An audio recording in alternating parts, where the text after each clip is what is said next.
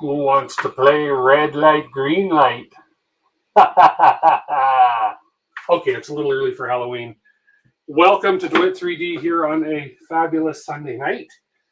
I've got a little different setup with my cameras. I'm trying out some new lights, so be patient if things are a little weird. I've only got three cameras running tonight. So continuing on the RatRig build, not the build, the tweaking. I have recently found out that I may have a flipped wire on my parts cooling fan. So I have my tech support expert with me who's going to be popping in like as soon as I click this button right here. Hey, Jason. Hey. How's it going? Good. We'll get your part fan going. Yeah, no matter what Kieran says. No matter what Kieran says. And Kieran, you asked something about a benchy, like let me go back up here and see what he said. Something about a I don't know, sub 330 benchy. A sub 330 benchy. Show me yours, I'll show you mine. Wow. Kieran's got his 3 hours and 30-minute benchy, I think. Anyways, what we're doing here, prior to the stream, Jason and I were troubleshooting my parts cooling fan a little bit. And it turns out, okay, two things I had to do. There was a jumper on the board here that I had to switch to tell it that it was a 24-volt fan. And then now it's still not coming on.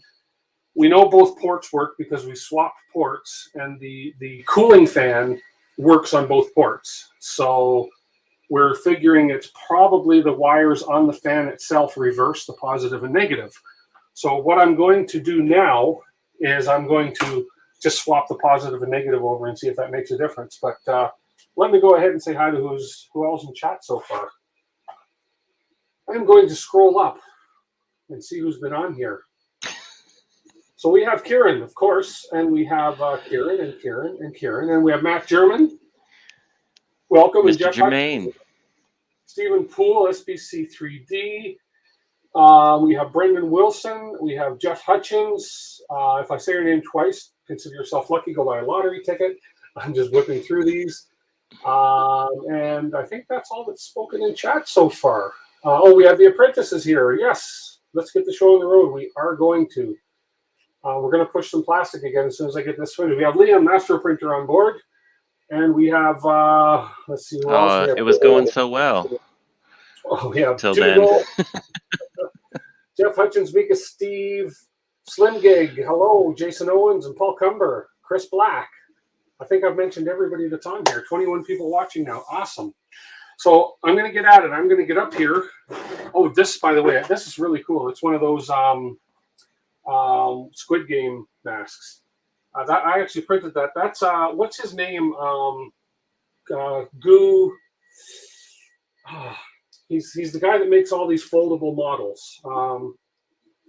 I forget his name. He's the Korean guy. I'm having a brain fart right now. Anyways, this was a print-in-place model. It actually printed, folded, and then you assemble it, you glue it. And I've got to print the eyes yet, but that was done. I did that on my Under 3 V2. Turned out really, really nice. So, and that's with Matter 3D Black PLA. So, yeah, I wish I did that on the RatRig, but the next one I will, and I'll do it in half the time. So I'm going to hit the like button. Yes, thanks, Matt. Everybody hit that like button. I'm going to get up here real quick, and what I'm going to do is I'm going to swap the plug. You can see my belly. You can't necessarily see what I'm doing up here. Let's see if this camera is going to work for us tonight. Let's do this. Possibly. Yeah, so right here, I got this little plug. This is the plug that's coming from the part cooling fan. And I'm just going to release these tabs, take these out, and swap these around. And we're going to see if this is the problem. These are tiny little buggers to get out sometimes, so bear with me. Anybody has any questions, any jokes, any comments, feel free to pipe up. Let me, here we go. I'm doing this with a sharp pair of tweezers because that's the only thing I have small enough to fit in here. Okay, come on. Sometimes they're stubborn to get out, and you poke yourself with the tweezers. And there we go. Fab 3 was the mask from Fab 365. Yes. There you go. Kieran got it. When you said goo something. Anybody who wants to know. Back to zero. Back to zero. I'm just trying to get these pins out and these stupid tweezers. Okay, we got blood. That should gather some views. That was fast. Got hit that one quick. 6 minutes, and we got blood. That's faster than most horror movies. True. Oh, speaking of movies, Maria and I went and saw the new Halloween. There's a new Halloween movie? It's called Halloween Kills. So I got the red on the top one. Okay. Oh, wow. Yeah, it's called Halloween Kills. Jamie Lee Curtis is in it. A couple of the original actors from Halloween are in it. Oh, wow. Is the old man still alive? What? I forget his name. No. The doctor. Myers. No, the doctor. The doctor. Oh, Christopher Plummer. I don't think he is. No, that's not Christopher Plummer. Oh, the guy that played the doctor. What was the actor's name? I don't know. Maybe Kieran remembers. He's old enough to remember. Okay, I just need to pop this pin a little bit here so it'll go back in. I got them out. The problem with getting these out is if you push these pins too far.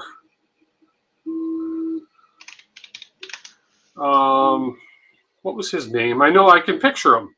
Donald Pleasance. Donald Pleasance, that's it. Yeah, I don't know if he wasn't in it, but I don't know if he's still alive.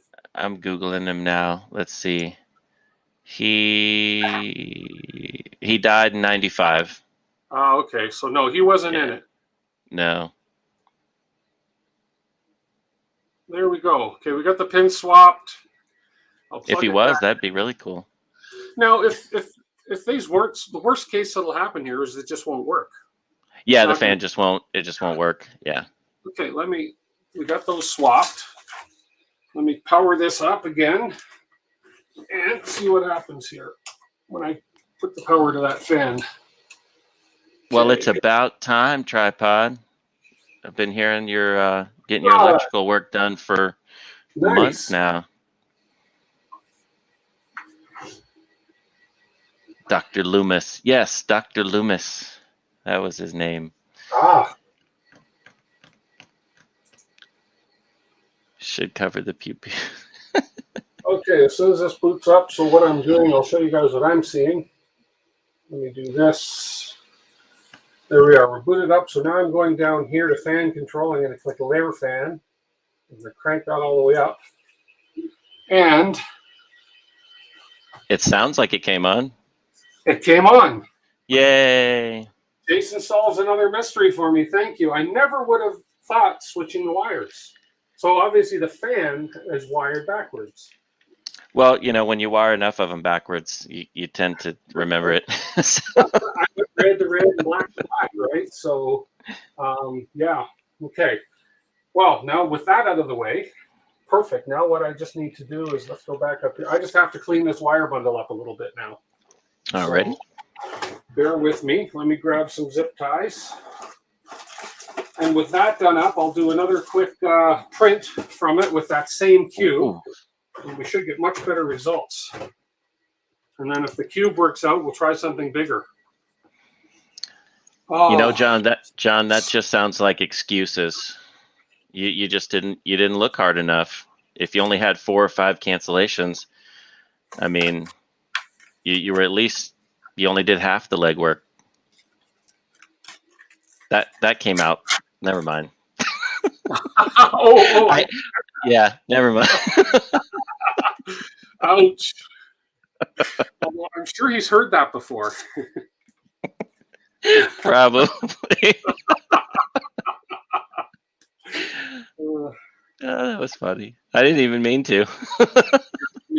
Sorry.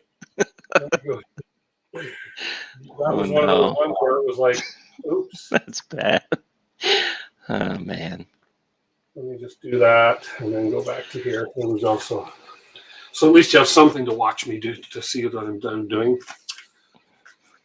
Just gotta get all these cables back in. One leg worth of work.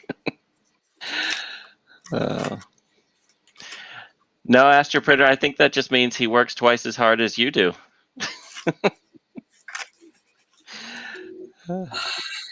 Paul Cumber's asking, how's your CNC working? Whose? Yours. Mine. I haven't touched my have one. CNC since I bought the update. I've got the upgraded build for it, and I haven't touched it. I haven't touched the CNC since I've done the RatRig. I've done some laser burning, successful laser burns on my Ortur Laser Master Pro. I don't have the 2 version like all you lucky guys out there, but I've heard there's issues with the 2. So let me get these wires back. Thanks, Astro Printer. Yes, I can already feel the flames tickling my feet. Is that the 60? Liam wants to know if that's the 6060 upgrade. Well, Liam, you know, this is a family stream. Oh, come on, you are not going to fit in there, you son of a gun. I need my different size zip ties here. That's why I have like 5,000 of these things. Everybody out there probably has zip ties everywhere. Everywhere, but when you need one handy, because then they're everywhere else. Yeah.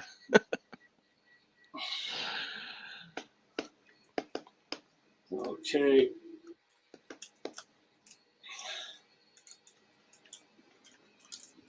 Okay, we got that one in, and that's good. I'm going to put one more right up above this. You know what I got too? I'm going to I saw it on a couple of videos. I think I need to print a couple parts for it. But I picked up, it was cheap on Amazon. Where did I put it? One of these. Cable chain. Cable chain. So Okay. apparently I can run that. I saw one run from the middle over, but I have to print a couple parts to attach it to it. So this looks like it'd be much neater to use. Like mine? Oh, do you have a cable chain on yours? Oh, okay. Yep. And you run it sideways, right? Is that one? Can you open that one, or is that one closed on both sides? Okay. I can open it on. Okay. Good. I can open it. Yeah. Good. So I'm going to use that. But well, I guess it doesn't matter. What?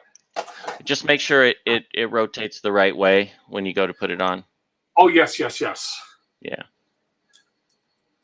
Okay, one more cable tie to put on here, and then I'll get a print going. So we have what I did this week. I PID tuned the hotbed. I successfully. We had a couple errors happen, but fixed those. They were more so sensor errors. Not going to happen to everybody necessarily. And then it took me 3 tries to PID tune the hot end. Third time was a charm because it worked.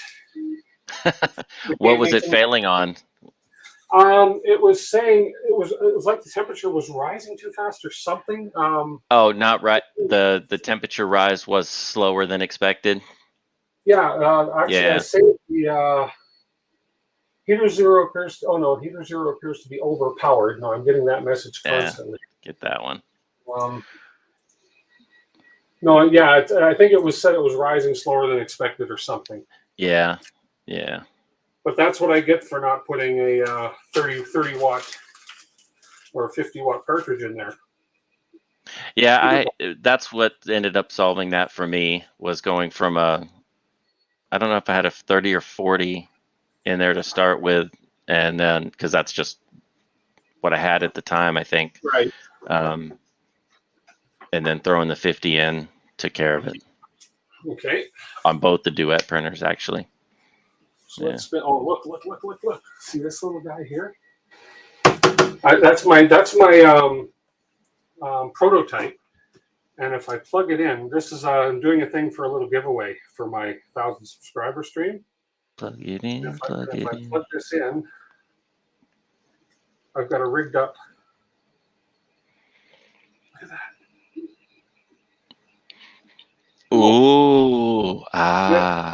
Eat it, DWIT. Eat it, DWIT. Eat it, DWIT. Okay, maybe not. Anyways, I've got to work on it. I got to do a little bit of tweaking to it, et cetera, et cetera. So, okay. There we are. Oh, you moved your panel. Yeah, I decided I want my panel down lower, but I want to print it different. I want to print it so that I can actually turn it. Oh, okay. I may move it back up, but yeah. I have a model that will house it and put it on a small articulating arm if you want it. Yeah. I just think I'd like to be able to move it, move it, So yeah. Okay, I'm going to I'm just going to go ahead and print that file again. It's doing the mesh leveling in the G code on the file that I'm printing, so it'll do the mesh level. I shouldn't have to. I guess I could run the. Do I need to run the true bed leveling again since I've been working on it a bit? Oh, absolutely. Yeah. Pretty much the true bed leveling you want to run before every print. Oh, okay. And then your bed met, what I do is before every print, run the true bed leveling. If I'm going to be doing, let's say 2 or 3 prints back to back without powering off, or, if I don't manhandle or person handle the bed too much, taking the last part off, you only got to run the mesh once a day. Oh. So, the mesh once a day, the rest of it, but that before every print. Just put G32 in my startup T code. You can, not just once, but I would run it at least 2 times, maybe 3 times from the start G code. Well, let's heat up the bed. Like I said, what I do is I just run it manually because then I can just see it. I can see it. Yeah. That's true. Okay, well, let's heat up the bed a little bit. Heat up the nozzle a bit.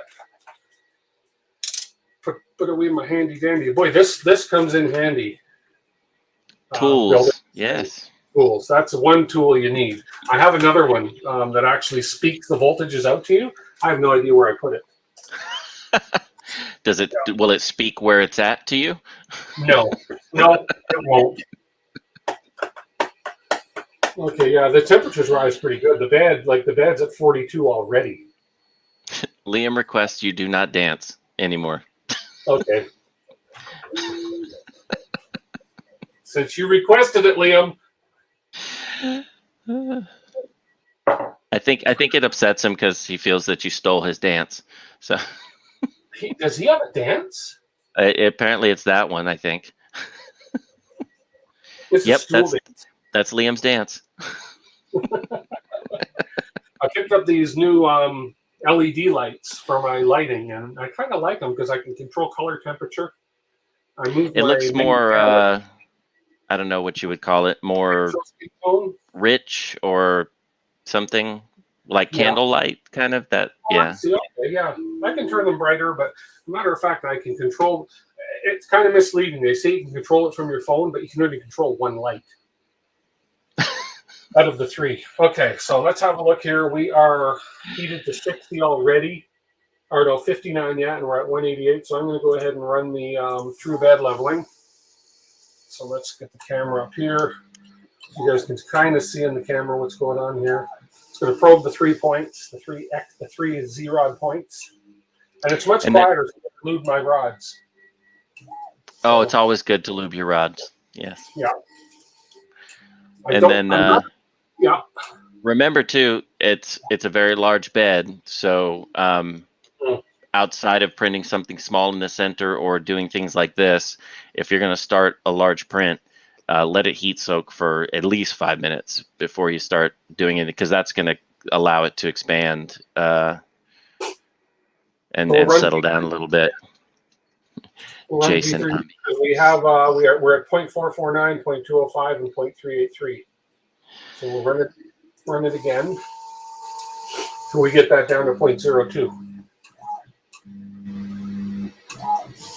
Now my bed mesh, or my bed map, looks like I could ski down it, and I don't think there's anything I can do about that. Yes and no. Well, we'll take a look at it. You're going to run a bed mesh? Okay, we'll take a look at it. Some of it can be tweaked with frame adjustments. Some of it we can look at. Now, I mean, the bed, it's not going to be perfectly flat. There is no, there's no perfectly flat bed in this realm. You can spend enough money and get there, but this bed is not perfectly flat.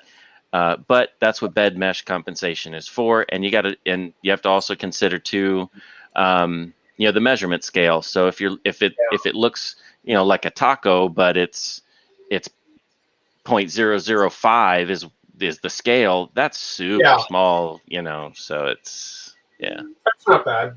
0.008, 0.11, and 0.11. Well, welcome, Milcom28. Glad you could make it for your first live. Oh, perfect. Stream. Hey, Milcom28. Don't forget to like and subscribe if you haven't. Yeah, down this side, like and subscribe. One of the most entertaining 3D channels out there. Well, maybe not one of the most, but guaranteed. Well, you can say one of the most, because one of the most. One out of 40 million ain't bad. You missed the blood. I drew blood already 6 minutes into the stream tonight. Yep. Okay, here we go. There we go. I'm happy with that. We're at 0.12, 0.15, 0.10. Okay. Yeah. Good enough for what we're doing. Now I'll go ahead and run a mesh compensation, and we'll see where we end up. Okay. I thought I have filament. No, I don't have filament drilling. Good.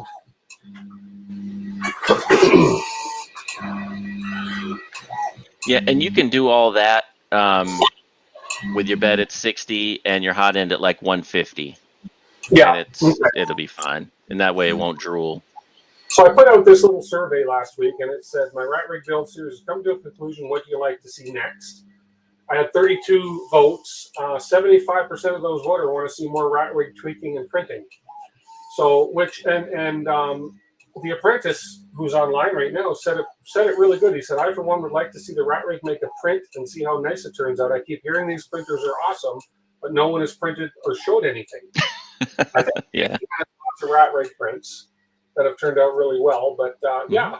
And then Barticus says, I think the RatRig tweaking content can be applied to other printers potentially, so that information might be more valuable long term. True. Yeah. Because really, when you tweak stuff, I would assume that you're, other than compensating for a massively big bed, you're pretty much doing the same thing. You're leveling your bed, you're getting the mesh set, you're PID tuning your hot end and your nozzle. I'm not going to do E-steps right now. I will one day calibrate the E-steps, but as we discussed earlier, because this came basically as a kit and the extruder and the hot end were matched up, the E-steps should be about right, but I will check them eventually. Yeah, it's RatRig's, I don't know if recommended settings are right or their boilerplate template settings, but it's that's what they run in their print farm. Everything is on DWIT, and they're running the E3D V6 and the BMG. So since they've got many of them on the floor and on shelves and such, printing more RatRigs, they're probably, I would take their word for whatever number they give you is probably pretty darn close. Mine was when I checked it. So there we go. 25 points pro, minimum error 0.692, maximum error 0.667, mean 0.116. Yeah. So basically, your average deviation on that large of a bed is 0.1 of a millimeter, which is well within bed mesh compensation. So look at that height map. Yeah. So that looks like a frame adjustment thing that you can do. Right. You probably need to make some adjustments to the frame. It may have come out a square. It could have racked it a little bit during the build process. It happens. Yeah. And you can certainly get it better than that. What was the go back to the height map? Just curious to see what the so it's reading 667 on the Z at a 0.25 scale. Yeah, I mean that's pretty. Yeah. 692. So, yeah. That does, and I mean, most people know this. I mean, that does not mean that your bed looks like an origami animal. No. That's that's very, very, very exaggerated visual of the deviation in the bed. You almost have to look at it there and say, gee, that looks pretty good. Yeah. And Stephen Poole says rerun the bed level, and it will probably change if you were to let the bed heat soak a little longer, tram it out to a little bit, down to 0.05 or less, and it does affect it. But if that's where it's reading it, and you're not printing across the entire bed surface, it's not going to have a huge impact at this point. Right. So, but what I'm going to do for now is I'm going to run that cube again.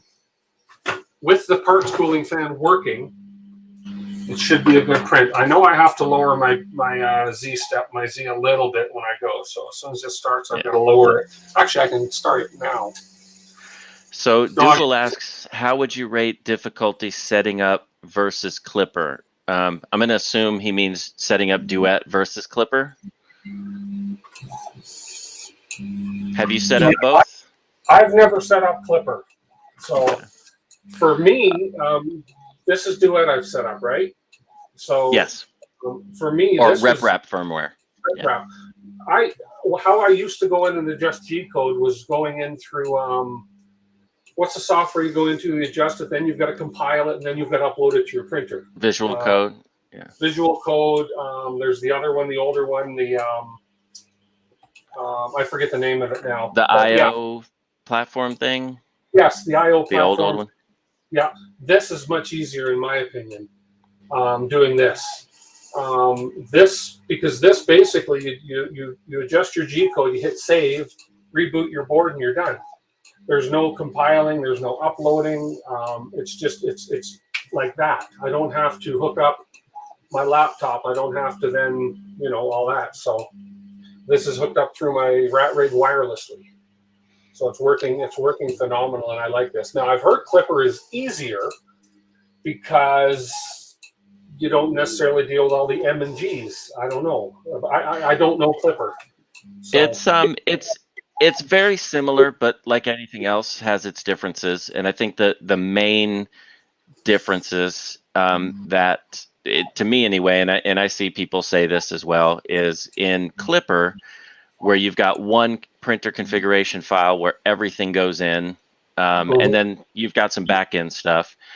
In DWIT or in RRF, you've got many configuration files. One to home X, one to home Y, one to home all, one to home Z, one for your printer, one for your...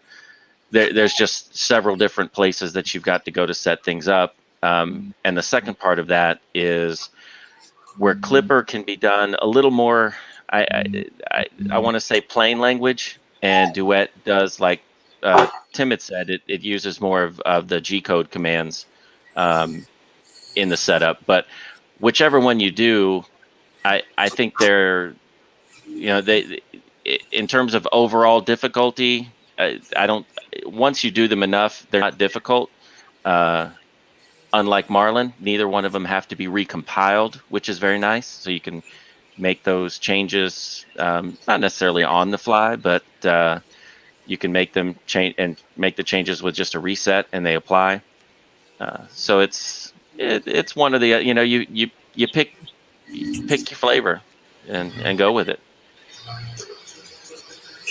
And hot end fan or parts cooling fan is on now, so should be a much better print. It's going. First, the bottom layer is going to look like shit because it had a little booger hanging and it covered up a booger on the bottom layer. That's all right. So, yeah. So with these, with the last cubes I've done. Nerys is on. Hey, Chris. Hey, Chris. How are you? So these two cubes I did, you can almost see how they're concave, and when they came off the bed, they were squishy. And right away, I said, that part cooling fan is not coming on. So, yeah. And now that we figured that out, obviously, the wiring was backwards from the fan company. I'm not going to take the blame for that. But now the parts cooling fan is on. And so we're printing. So we'll see how this works. And I can even crank the speed up a little bit here. Let's look at this. Let me go up to 150. Let's see what we can do here. The only thing I don't see on this is it doesn't give me a remaining time. It tells me how long it's been printing, Mm-hmm. but it doesn't give me remaining time. Not that they're all accurate. I know that the Prusa's give you a remaining time. The Ender 3v2 gives a remaining time. I assume that's something to do with the firmware, the G code, or are they?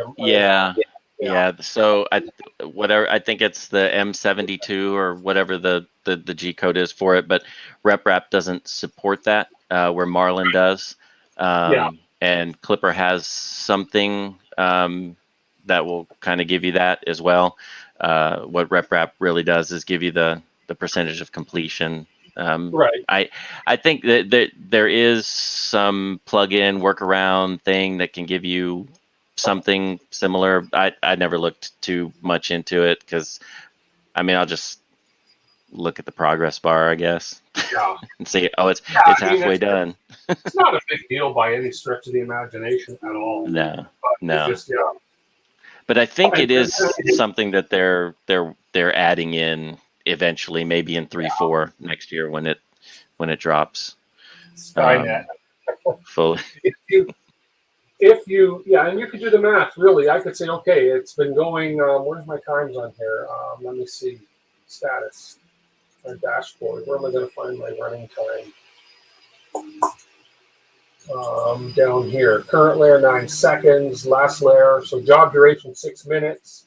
And somewhere it tells me right there. It says the slicer says it's going to take 20 minutes and 45 seconds. File progress. Now, I assume these mean, okay, based on filament usage, it's going to take 17 minutes. Yeah, it's factoring all that in from different sources of information. So sometimes where you'll see if the print head slows down, you sliced a file that takes 20 minutes to print. You might look back at this and it'll tell you it's got 45 minutes left because it's looking at real-time data. So how fast is the print head moving right now, or across some bridging or something, and it's just estimating it off the current movement. So hey, Doc Logan, anybody want to play a game of marbles while we're waiting? No? Okay, just checking. If you haven't seen that Sanska, when he set up the profile, he set it to RepRap. RepRap. I actually downloaded a profile that I may try, a Simplify 3D profile for this that somebody had put in the community as well. Don't use Simplify 3D. No, it's got a bug that you'll have to mess with. That with DWIT, it can cancel your print. Oh, really? Okay. Yeah. So RatRig has a super slicer profile that you can get off their GitHub, and you're better off going with that. And if you're used to Prusa, where the super slicer may just be like, that's too many settings for me, you can transfer that over. Yeah. Okay. Yeah. Okay. No, I like Simplify 3D. I like the user interface better than any of them, but it's just a matter of getting used to it. The Prusa slicer interface is okay, but I'm slowly getting used to it. So let's see. Don't Google. Don't press home all right now. No. When I was working on my second cube just for fun, just to see, what did I hit? I was playing around with this screen, and I hit. I forget what I hit, and it just stopped my print and went wherever. Yeah. No. I know better than that. If you hit home all right now, it will do it, and it'll take your bed and run it. Yeah. I'm not going to hit anything in here. Like right here, I'm not going to touch any of these buttons while this is running. I'm not even going to touch extrusion control. Stay off the dashboard. Stick to status, and you're good. Because I can move these buttons without any. Actually, there's my extrusion factor. So there. So with extrusion factor, I can. So basically, right now it's extruding 100% filament, basically. So I can raise that to extrude more. Is what that's telling me. I take it. That's sort of like in the slicer, what's known as what extrusion multiplier. In Prusa, yeah. Yeah. Yeah, which I like because you can do some kind of I don't know, call it real time flow rate tuning. So if you're printing something, you go, man, I'm over extruding. You can cut it down and take a look at that. And then if you're using Prusa Slicer, you can leave, basically that profile for that filament at 1 or whatever it defaults to, and you can put that as a G code for the filament in Prusa Slicer, and it can set it to 90 or 95 or 96 or whatever. So it didn't stick very well. No, it didn't. I didn't clean my bed. And it had a booger underneath. It had a big booger underneath, and I think the big booger probably is playing a part. And I tried to get the booger, but I couldn't find my tweezers in time. So that's okay. I'm more concerned about the fact that the fan is working and the difference it's going to show me with the fan. It's just a test print. So there's a better look. But already I can see that the print looks better. And I think the part cooling fan makes a huge difference because the infill's not sagging like it was before. Sometimes it helps. Yeah. But sometimes a part cooling fan helps on PLA? Sometimes. How is the noise level? I have my my Focus Odin 3 printing over beside it, and it's louder than this. I can hear my Focus printing louder than this one. Yeah, So, I'll tell you that the loudest thing on the RatRig is the fans. Yeah. For sure. Yeah. I mean, I can hear a little bit of just a little bit. You're going to get some, yeah. Yeah. But it's not bad. Yeah, that bottom layer is, I knew it was going to be brutal from the get-go, so. Yeah. And print with ABS, ignore the cooling fan. Well, he'd have to reprint all the pieces into ABS if he's going to enclose it and print in ABS. Eventually, those PETG parts will fail. I could print PETG and ignore the cooling fan too. So for the most part, I only use 30% on PETG. Yeah. So, and I've done PETG with no fan before and gotten away with it. Oh, this other yes, Karen. The BL Touch does stay lit. Yeah. Now I'd rather it be a green light to match the rest of the printer, but I'm not going to, I could probably open it up and change the LED, but why would I do that? I picked up, somebody suggested this. I don't know if I need it, but I did anyways. And it is the cutest thing in the world. Hang on, let me open it. And you'll know what it's for as soon as I show you. But look, can you see on this other screen? It is so cute. It is a, here. It's a little mini fan for the Pi. Okay. Not that it needs it, but it was $14, and I thought, oh, that's going to look cute. That's going to be loud. You think that'll be loud? Yeah. What are they? 30 mil fans? How many volts is this? Are they 40s? That's a 5-volt fan. That way you can plug it into the Pi. I think it's only 5 volts. Yeah, you plug it into the Pi header. Yeah. Yeah, they'll be loud. I mean, you can just pay attention to what your temperatures are if you're really not going over, like, I don't think the Pi is going to go over maybe 50, 60 C max, and that's fine.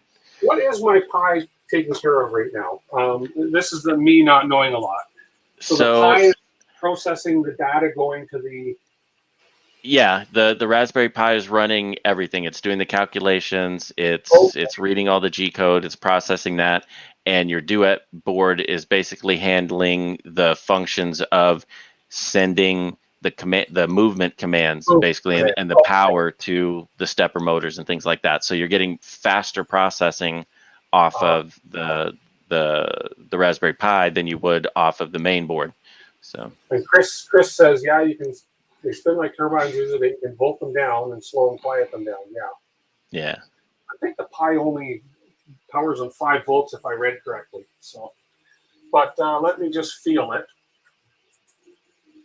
Well, yeah, the Pi is cool to the touch right now, but it's not printing a big thing and it hasn't been going long. So.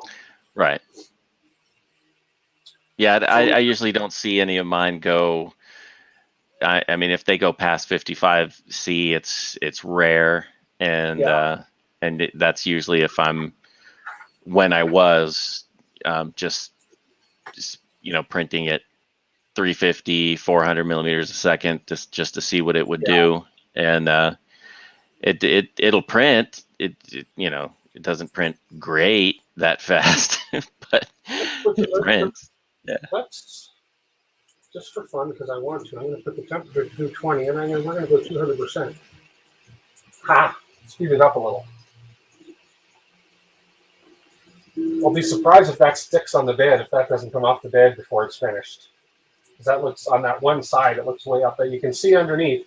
You can just see where the booger is that I missed. And then it curled up in that corner, yeah. And it curled up in that corner because of my little booger. You can speed that up a lot more. Okay, yeah. Now, some of it's going to have to do we'll have to look at your config file and see what your acceleration's capped at and things like that. Because, you can set it to 1,000%, but it's only going to go as far as firmware limits. So let's do 250 then. Why not? Crank it up to 250. I think. But as I say, I can looking at already your acceleration.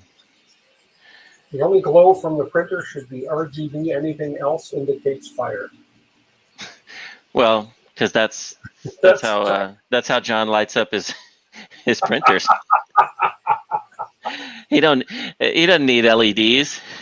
He don't need no stinking LEDs. LEDs. I actually got some new LEDs in today. I'm thinking of, because it's pretty dark. Once I put the sides on the printer, it gets pretty dark. I'm thinking of putting an LED strip in. It's a 24-volt LED strip.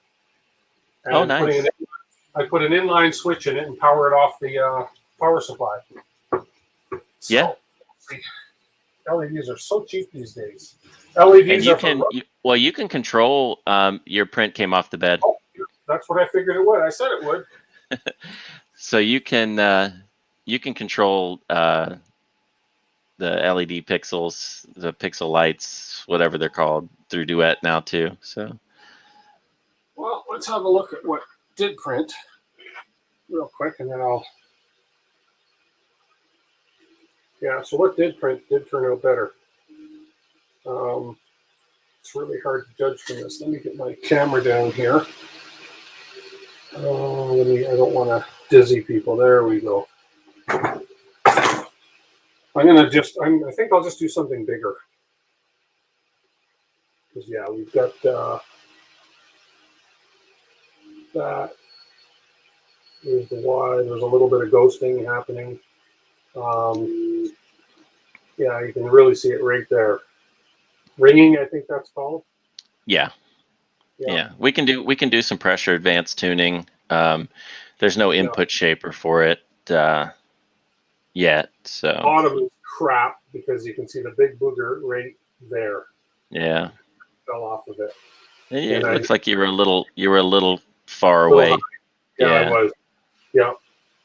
Okay. So what I'll do is I'll clean the bed. I still need. No, I didn't. Good. I have a habit of not switching cameras. I have to lower the bed to clean it. It's tall. It's not tall. You're short. I'm short. No. I got it up on a big bench. The printer's the right size. Yeah, the final working place for it's going to be just perfect. Where's my rag? Where's my rag? Right here. And I know somebody's going to say, "Don't clean the bed while it's hot," but it just makes the isopropyl smell even better. It's fine.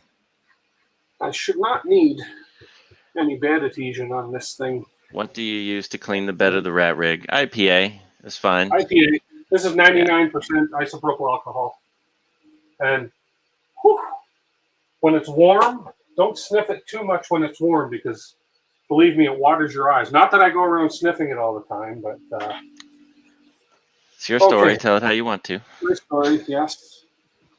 I think I want to slice something bigger. Let's go through your slicer. And yeah, Yeah, everybody And wants me let's to play with it a little bit. Okay, let's open up my slicer. Let's bring it over to this screen. Let's make it full screen. Let's do this. Let's get rid of me on this for now. Wrong window. This one here. And I'll just move this one down out of the way here. There we go. That looks better. Don't need to see me. So yeah, actually, I could even slice and print this piece. That's a piece off of this. Oh, that's the speed racer. The the pit racer speeder. Okay, so we have our RatRig profile that we set up. There's the RatRig filament. I'm going to just start all that stuff. And then we're going to do, these are the only presets I have. Again, RatRig, we set all these things up initially. Yeah, let's go through. We'll speed it up and get you some good settings, and you can save them as a test profile. Yeah, what did I just do? Why am I freezing here? I just froze it. Is it cold? The whole computer's froze. My whole computer just froze. Great. You can still hear me though. I can hear you. Yes. But am I moving? I can hear you. No, it's just I just see the frozen screen from Prusa Slicer. No, for frig's sake. Okay, I'm going to. Let me see what I have. I may have to reboot. I may get kicked out. Uh-oh. My computer is totally frozen, my PC. Okay, oh, I got my mouse back. Oh, hang on. Sorry, if you guys can hear me. Well, if Jason can hear me, I'm sure the stream can hear me. Yeah, I can hear you. Okay. Hey, there you go. You're really laggy, though. There we go. There we go. Clap your hands. Okay, that seems synced up. A little bit better. Okay. Yeah, I did a Control-Alt-Delete and canceled it, and Force then we close came the back. apps. And this is for Chris. Yes, this is Windows 10, and I might have done an update. I don't know. Oh no! Don't accept Windows 11. No, I'm not going to do Windows 11. No. Don't do that. Okay, let's go. So let's see our print settings here. We have 0.3 layer height. I can change that to 0.2 probably. Right. First layer height 0.35, 0.2. Well, what are you going to print? I'm going to print Let's find this. a model first, and then we'll set up to it. Okay. What model should I print? I don't know. What do you want to print? What do I want to print? I don't care. What is should it? I print, everybody? Clap my hand. You want to print the exhaust to the Speed Racer? Yeah, this guy. Okay. The model that was on there? Yeah. Okay. Then go to a 0.2 layer height. 0.2 layer Is that what you want to print it at? 2 or 3? Let's go 3 just for sake of time. I don't want to take. All right. Do a 0.3 layer height and do a 0.24 first layer. 0.24? Okay, lower first layer? Yeah. Then help it better. Okay. How many walls you want? 3 perimeters I usually use. Okay. Solid layers bottom 3 and 3. I usually use between 3 and 5. So yeah. Is that 4 and 4 then? Yeah. So on this one here, I can get away with 4 and 4 because they're small bottom layers. Yeah. Yeah. It just depends what I'm printing, right? So. Yeah. Extra perimeters, if needed, are fine. I think all this other stuff is fine. Detect thin walls, detect bridging perimeters. There's going to be some bridging here. Yeah. And then we have infill. I will use 15%. I think that's what I used for this last time. Rectilinear? Rectilinear is fine because it's a little quicker. Again, I want to get this printed on the stream. Okay. Okay. I don't need ironing right now. Combine infill every 1 layer. I think everything on here looks good. I'm going to do, I want to do 2 skirt loops. I'm going to make these big. I'm going to make these 20 because that'll make John happy. I don't seem to be making, I don't seem to be putting out filament immediately as it goes here. So I want to do the skirts. 1 layer height is fine for my skirt. I don't need any sport material. Okay, speeds. Here's where, what can I get away with on the RatRig? So start out. So your main perimeter. Let's do 100, because you want your print to come out kind of nice too. You know. Yeah. So throw 100 for the perimeters. Small perimeters. 15, just to keep, because you're going to have some corners on that you want to keep nice until we get the pressure advance done. External perimeters, you can do anywhere from 45 to 60 at that speed. Yeah. Infill, go 120. This is going to be quick but conservative, just so we can see how your printer comes out. The rest of it, just do 60 and maybe 20 for gap fill. Solid infill, support material 60. Bridges 60, gap fill, how much? 120? Or No, 20? just 20. Yeah, just Leave 20. Okay. Yeah. What's your travel speed? 130. Yeah, leave it there. There we go. Okay. Travel speed 130, and we have first layer speed 30, which is fine. We want the first layer to look good. Okay. And everything else, you can set the max print speed to 150. It's not going to have a huge impact, but you can do it. That way it'll hit my max print speed. There you go. Okay. Then go to your advanced. Let's see. Let's make sure that your layer. Okay, yeah, that all looks right. Looks right. Change your bridge flow ratio to 0.95. Okay. And elephant's foot that's fine. Yeah. Okay, I'm just gonna, while it's here, I'm gonna hit save on this, because if this crashes again, I'll lose all these settings. There we go. Yeah. Options I don't need to change. Notes, and it's the filament settings. I'm gonna go to change your extrusion multiplier to 0.96. Okay. And that should be pretty darn close for your setup. So. Okay. And then whatever temps you think are good. I'm running Prusament. I can get away with 220. 215 on Prusament should be fine, and 60 for the bed should be fine. Okay. And then let's look at your cooling tab too. So fan speed 35, 100. I can make them 100. Yeah. And then bridge fan speed 100. Disable for the first 2 layers. I usually do. Enable fan and print time is below 60 seconds. Yeah. That's fine. That's all fine. Let's hit a save here again, because we have advanced under here. Filament type, solid material. No, this is all good. That's fine. Yeah, you don't have multiple tool heads. I don't have a tool changer. I don't need the filament overrides. Custom G codes. Like, okay, why aren't these G codes in there that you gave me? Because you can set pressure advance settings in filament G code if you want to. Specific for those types of filaments and things. So we'll go to printer. So there's the G codes you gave me here. Yeah. Okay. Yeah. So those are still in place. Yeah. Nothing's changed in those. And then I think. Let's look at your extruder one time. So, okay, your max print height was good. 2, 4, 8, 1, 8, 60. That defaults. Yeah, no, that'll look good. Everything looks fine. Yeah. And then let's go back to your custom G code so we can see your start. Okay, so your start, and that's what I sent you before, and it looks like you this is what you sent it me out, right? Okay, so that's good. And the end code you sent me. Okay. And if you go to, I'm trying to remember, go to your filament settings tab. Hey, Dan. Filament settings tab, yeah. Yep, and look at your custom G code.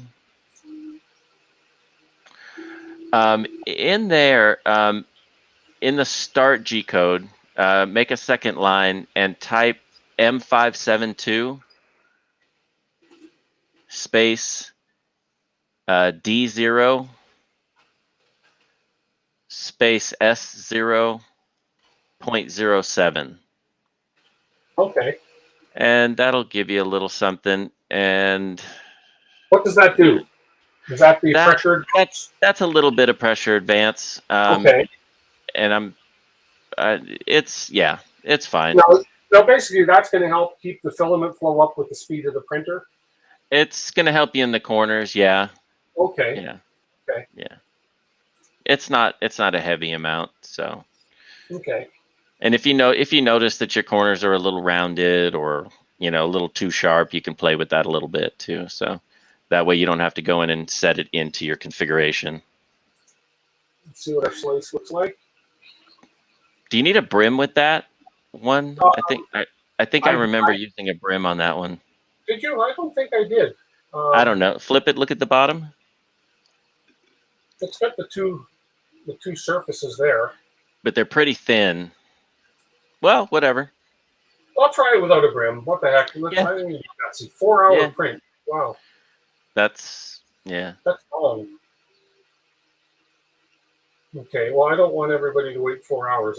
I think maybe I'll take Chris's suggestion he said earlier and do a Marvin. Do a Marvin.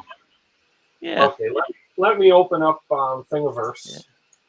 Yeah. Okay. Let me go here, go Thingiverse. You can even, top half the Marvin it depends on the size, but if you wanted to make it bigger, you just do like the top half of him or something. I just do a standard Marvin. Let's download the Marvin. And I'll just use the same settings I just put in there. Yeah. Yeah. And then, if you want to speed up from there, you can do it from the DWIT web control. So. Yeah. Downloading. Come on. Really? Well, it's Thingiverse. What do you expect? Yeah, I suppose so. It's probably already downloaded. I'm going to check while that's it probably is, yeah, because it's going to sit there at downloading. Just to annoy me. Let me look here. PC downloads. Yeah, it's sitting here in my downloads. Yeah. Files. Marvin keychain. There we are. Okay, so let's get rid of this window. Let's get rid of you. Let's get rid of you. And let's drag you over here. He is going to look. Why did he come in? Oh, I think I have to put him on my desktop first. There we are. No, there we are. There he is. Oh, that looks... why don't you scale him up a little bit? Yeah, I'm just... yeah, I think... Yeah, he looks kind of tiny. Well, let's see. Yeah. Let's just... If I slice him now with those settings, he is 12 minutes. 12 minutes. I'll scale him up a bit. Yeah. Back here. Let's select them. Let's scale them out. What, 300% maybe? Sure. There we go. 300% Marvin. Yeah. Slice it and see. Should be 36 minutes. 1 hour now. Oh. Okay. Well, let's do 200%.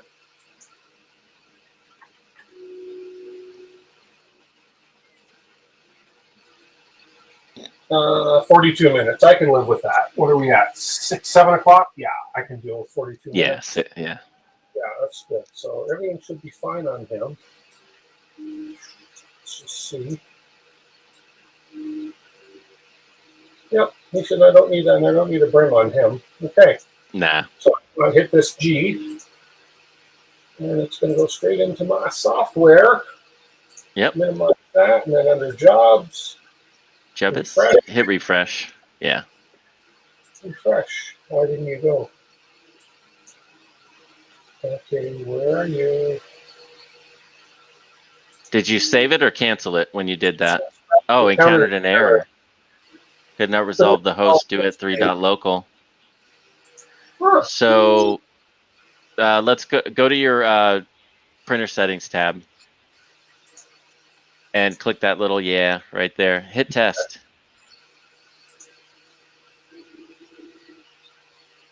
That was working.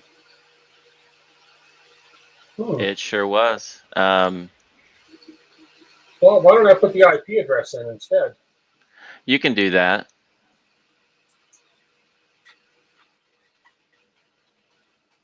See if that works. Yeah.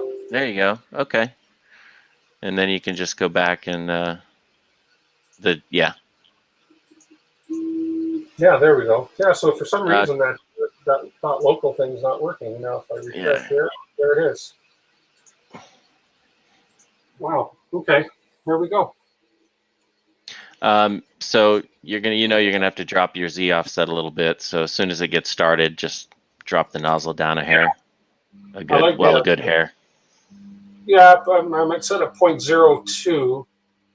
I'll probably And drop that. you were pretty high, so maybe take Yeah, it to 0.06 and see where you start. yeah. Right now it's the Z offset is 0.06. I'll take it to 0.12.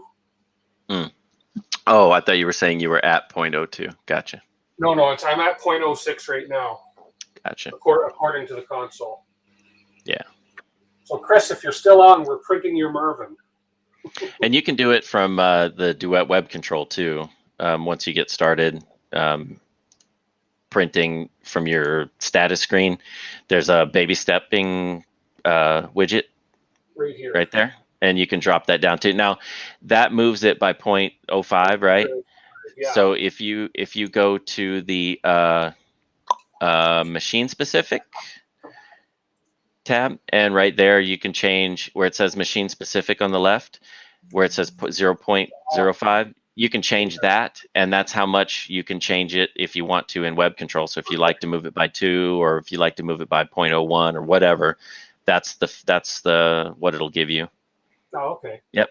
Yeah. So it looks like we're just heating now. Okay, good. Get that snot out of there. Get out. So, we got 34 on now. A few people have joined. I see Dan joined. I said hi earlier.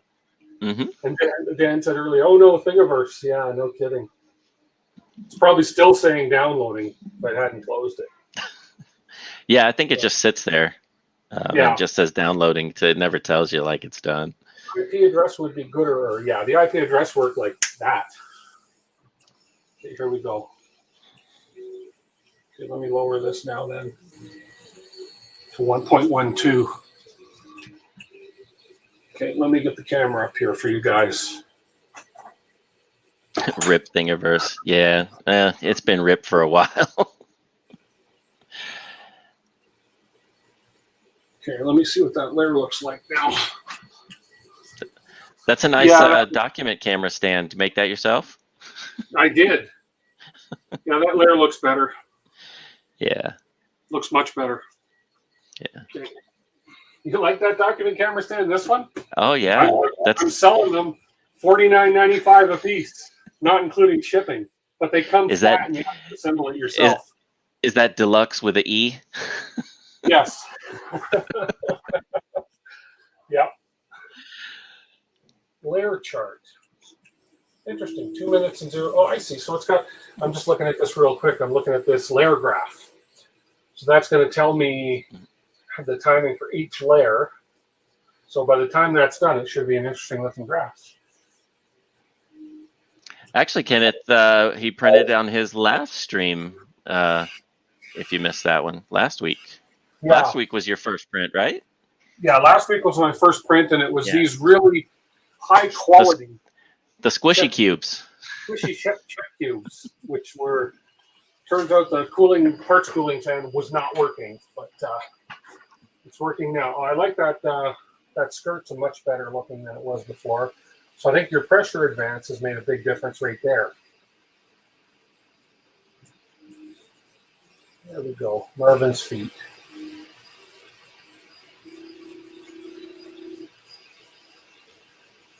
Yeah, the slicer tuning, I'm a little bit, I guess, green on as far as what all those settings do. But Prusa has something to spend your time with. Prusa has a great little list in their knowledge base explaining what each and everything does. So yeah, it's well worth the read for some of them. Some of the things they say basically don't do anything. Like they say, it's there, you shouldn't need it, but it's there. So yeah. There we go with our 15% infill now. Kenneth, oh yeah, missed that. My Voron part's all laying in the basement office. I just have to get the courage and time to start. Yeah, that's gonna. I'm going through mine now, and that's That's a much more involved build than the RatRig was in terms of number of pieces and heat inserts and but fun.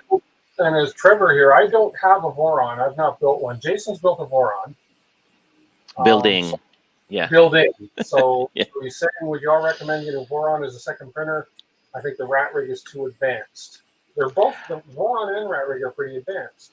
No, they're both good printers. I mean, if you, I think at the end of the day, side by side, it's, are you a chocolate or vanilla person? But as far as the build, are they both about the same as far as difficulty? No, if you want an easier build, get a RatRig. If you really want to do everything down to the smallest detail of 1,000 parts, go with the Voron. The Voron is I would say that like the RatRig is very, very well built and designed.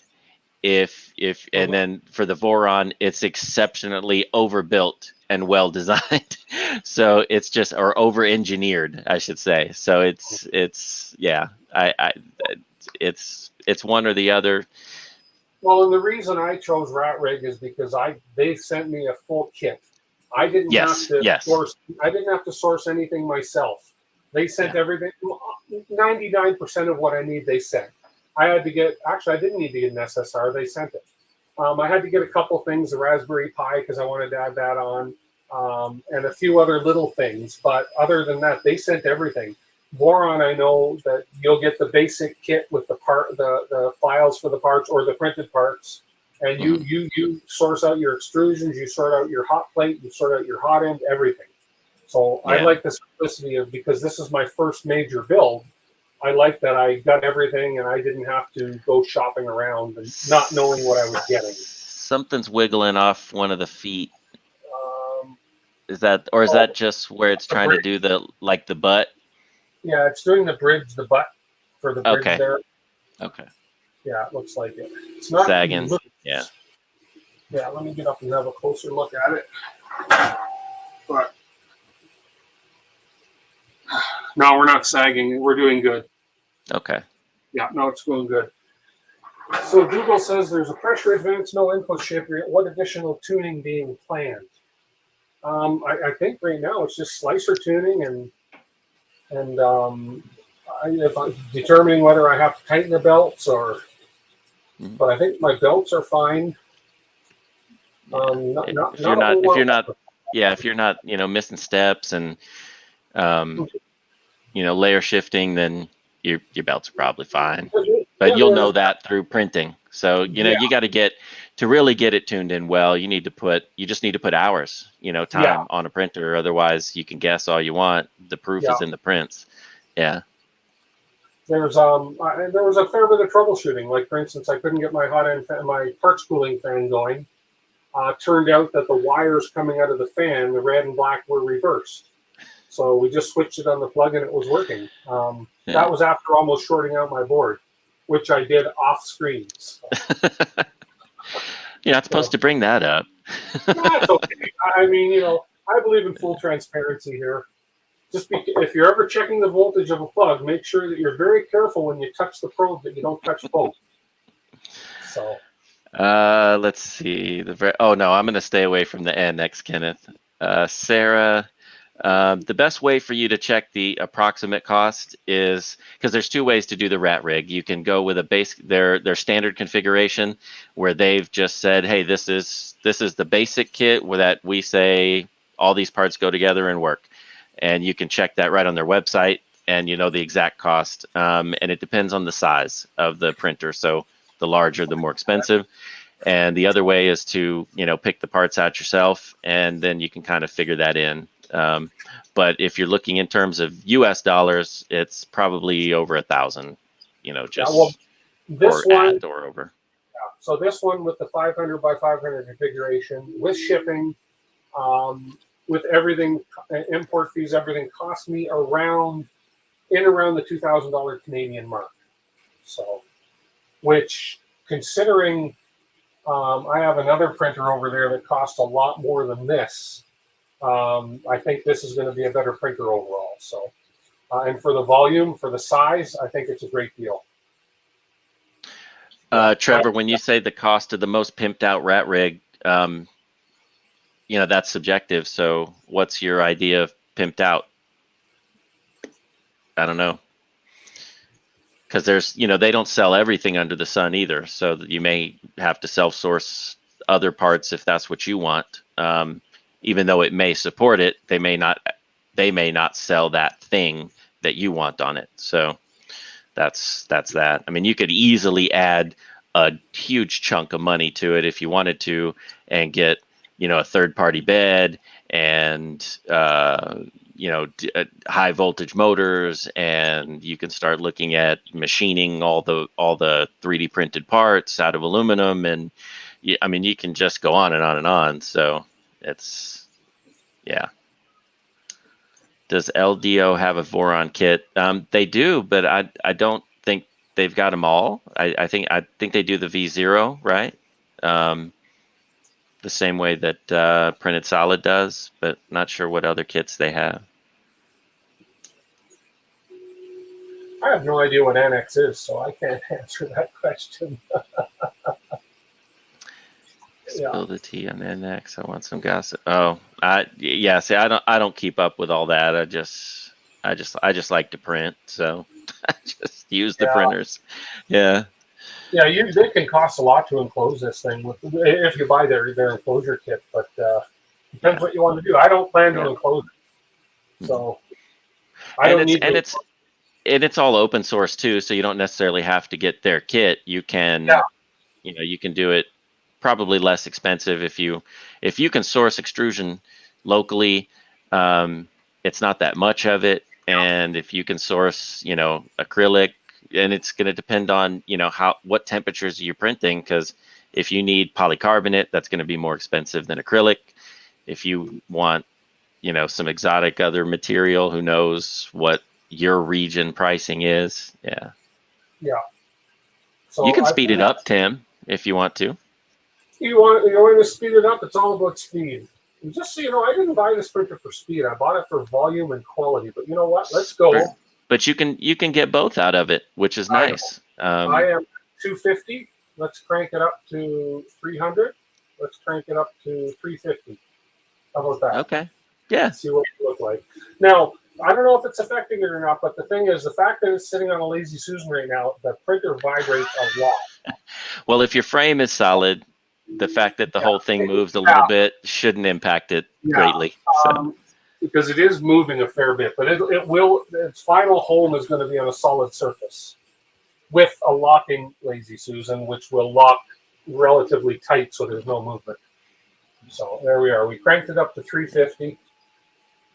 That should shorten the print time a little bit. Yeah, with this printer, Trevor, like my real use case for it is for larger droid parts, and I think you can get good detail, good resolution at least at 200 millimeters a second, and with a 0.8 nozzle. At a 0.2 layer height, and I think that prints probably very well in a large piece across the full size of the bed. It takes a little bit of tuning, and of course, your parts really need to support it. But this printer can do it. It's good frame, good motion system. Interesting number here. We have requested speed and top speed. Mm-hmm. So this sort of shows where the speed is peaking at. I saw 157 at one point. Because it's such a small it just doesn't have the time to get up to that speed before it has to slow down again. So what would be nice is if it had an average, if it would show average speed. But there we go. Yeah, there's some pretty. Yeah, this is brand new to me. I'm used to looking at your Ender 3 screen, and that's all you get. So this is quite new here. Let me get back to this. Now you've got data. So far, that print is looking not bad. I don't know if that's a little, if that is a seam line on the bottom of his foot there.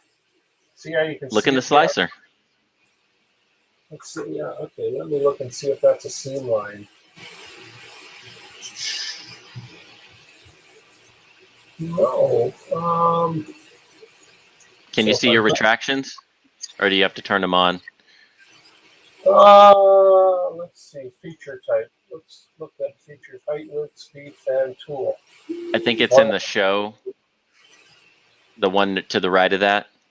Retractions. Yeah, and then clicking retractions. Yeah. Oh, so then. No, nothing down on his leg there. No. Great, maybe. I don't know what that would be on the leg there.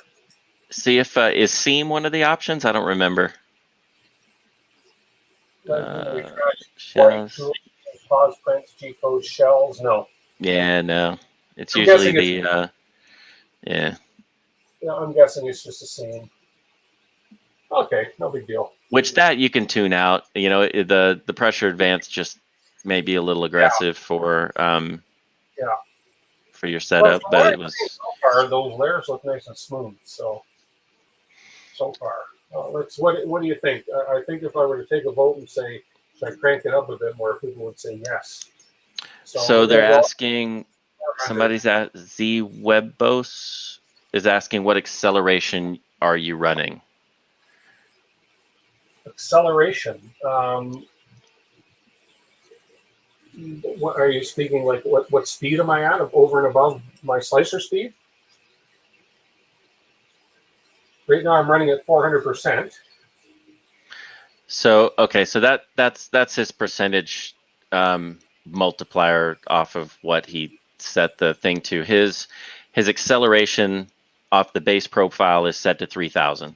So that's going to be his max accelerations. His maximum speeds are set to 10,800, I believe, is the default for X and Y. Z is 1,000. Where am I going to find that code? You'll see that in your config.g, where you can change that.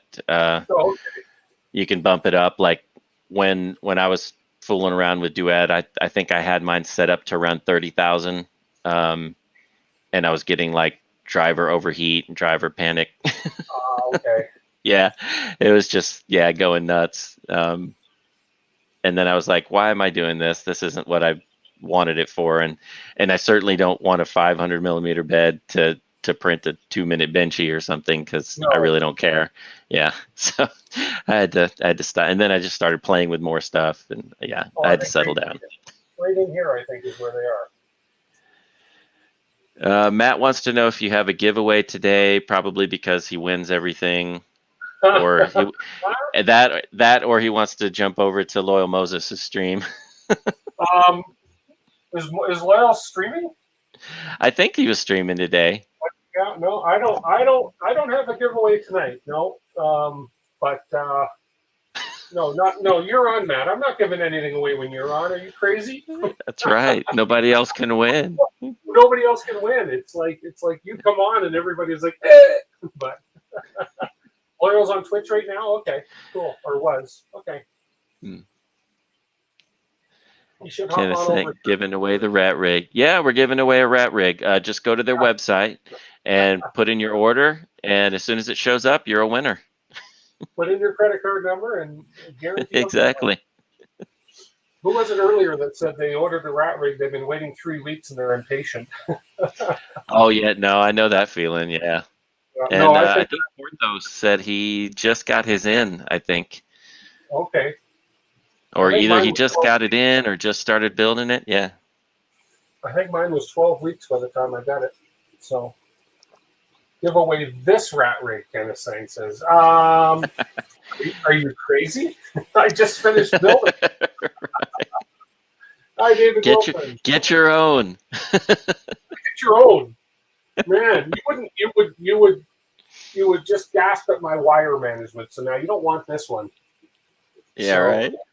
This one's got blood in it and everything else. It's hazmat. He can't ship it now. I bled on this. They would never let me ship it. You're right. Oh yeah, Porta said he got his last week and just started on it. So no, Cool. yeah, take your time, enjoy it. Don't rush it. You'll regret that. That's for sure.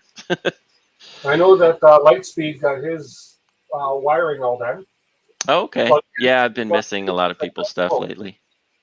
Well, he emailed me, he messaged me and asked me to share my wiring a bit because the wiring can be a little bit confusing. It was for me. If it wasn't for your help, I'd still be on the wiring. I really would. Because Well, when you it's Google just stuff, doing it. Yeah, it's a little. I've never run an SSR before, so. Yeah, but now you could now you can get in your next RatRig or a Voron, and they wire up the same. Now, you got steppers, you got it's just the bed wires the same and SSR wires the same. It's just where do you plug it in? Blood, sweat, and tears. Although the tears happen offline, I can't cry live. That would people would unsubscribe if they see me crying live. So parts anyway. You print all the parts anyways. You mess up on the temperature, so the parts are not that strong. Oh, okay. Oh yeah. Yeah. Are you printing them in PETG at least? I hope. Yeah. Yeah, I even went and I went back, reprinted a few parts, just because the ones that came from RatRig, they were okay. They worked fine. They weren't necessarily they were vanity prints, reprints for me. Just when I'm using the printer and I'm looking at it and I'm like, I could have printed that better, so I did. Yeah. Yeah, just a handful of the pieces. So Matt, just so you know, because you're saying here that your printer, I know your printers go to great use. My 1,000 subscriber stream, I'm guaranteed one printer giveaway, possibly more. I'm still going to contact some people. So, but I will be giving away one printer at least. But you already have one, so that printer. So we'll see. But yeah, I'll have to. Ooh. What's an Omnia drop? Is that a hot end? No. What is an Omnia? I've never heard of an Omnia drop. Google it. Omnia drop. Let me look. Omnia drop 2.1.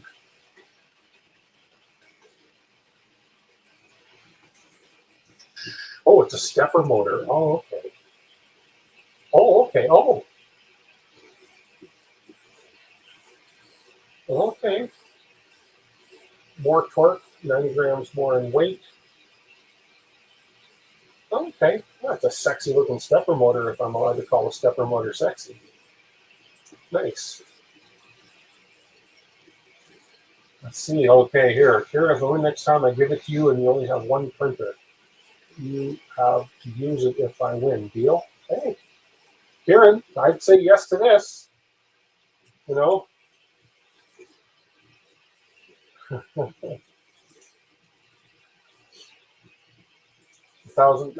Kenneth, I think you're fixated on my RatRig. But by this RatRig, he means his, I'm thinking. The shipping in this thing, because I'm not tearing it apart, the shipping will cost more than the RatRig's worth. Oh my gosh, yeah.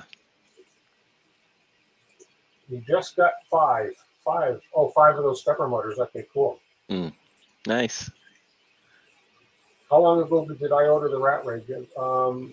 I ordered the RatRig, oh gosh. I don't even remember when you put your order in.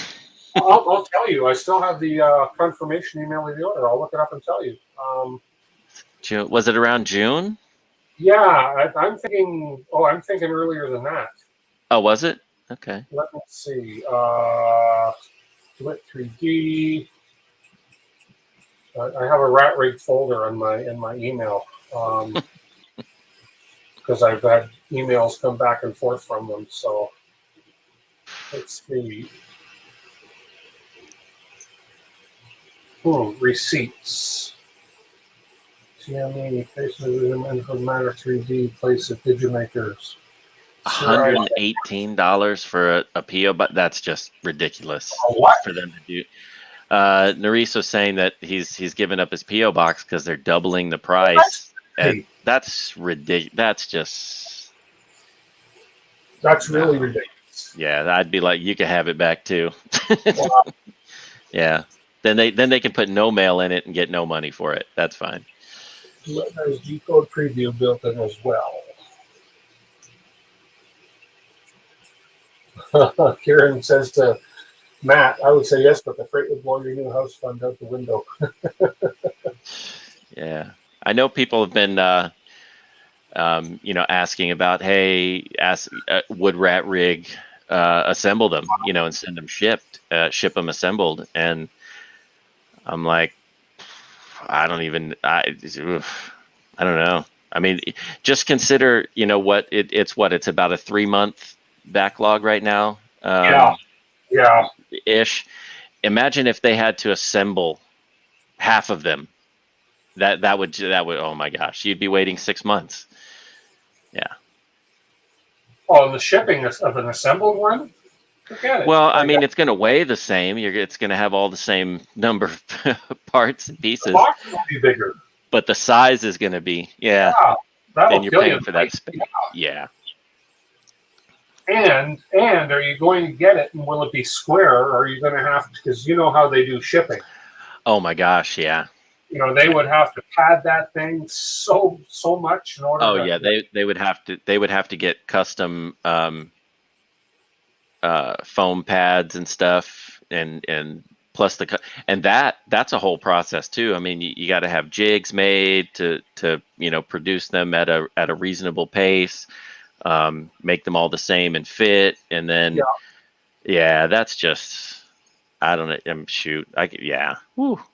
So I mean, that's not saying that one day they might not get there, but I don't know if they're there yet. I don't think they're not quite Prusa yet. I can't find it, but I think you were right, Jason. I think it was in June, and it took it was like 12 weeks for me. No, not 12 weeks, 10 or 11 weeks for me to get mine. Mm-hmm. And then I hung on to it for a bit, and then I started streaming. I started doing my build live streams 2 months ago. So this is number 12. This is part 10.